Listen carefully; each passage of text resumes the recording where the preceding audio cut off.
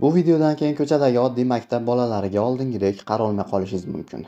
Chunki ba'zida 10 yoshli maktab bolasi dunyodagi eng sovuqqon qotilni ham ortda qoldirishi mumkinligini quyidagi 2 nafar bolakay isbotlab qo'yishgan.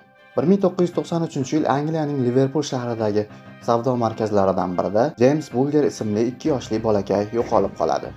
Uni o'g'irlab ketganlar esa 10 yoshli oddiy maktab bolalari edi. John Venables va Robert Thompson ismli bu ikki maxluqlar bolani olib tashlandiq temir yo'l tomon yo'l olishadi. U yerda esa dunyodagi eng sovuqqon qotilni ham hayratda qoldiruvchi mudhish ishga qo'l urishadi.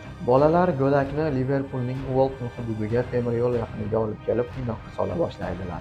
Ular bolaning ko'ziga ko'k rangli bo'yoqni sepib ko'r qilishadi. G'isht va temir bo'laklari bilan jajji yuzlariga vahshiylarcha zarba berishadi. Go'dakning bosh miyasiga urilgan 10 kilogrammlik temir bo'lagi hal qiluvchi zarba bo'lib, uning hayotiga nuqta qo'yadi.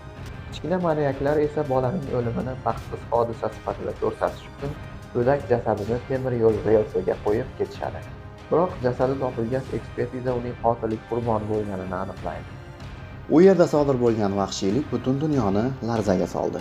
Bu jinoyat Angliyadagi eng dahshatli bolalar jinoyati bo'lib tarixda qoldi. Bu voqea haqida batafsil videoni bizning YouTube kanalimizda ko'rishingiz mumkin.